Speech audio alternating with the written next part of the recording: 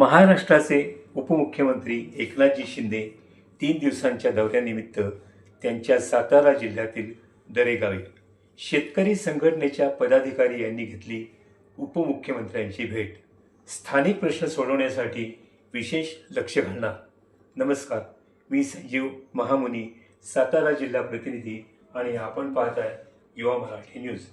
राज्याचे उपमुख्यमंत्री शिवसेनेचे प्रमुख नेते एकनाथजी शिंदे 3 दिवसाच्या दौऱ्यासाठी त्यांच्या सातारा जिल्ह्यातील दरे या मूळगावी आले आहेत. शेतकरी सेनेचे प्रदेशाध्यक्ष प्राध्यापक डॉक्टर जालंधर पाटील आणि शिष्टमंडळाने त्यांची भेट घेतली. यावेळी लवकरात लवकर शेतकरी सेनेचा राज्यव्यापी मेळावा घेण्याचे त्यांनी आश्वासन दिले व संघटन बांधणीचा गौरव केला. त्याचप्रमाणे पुढील वाटचालीसाठी शुभेच्छा दिल्या.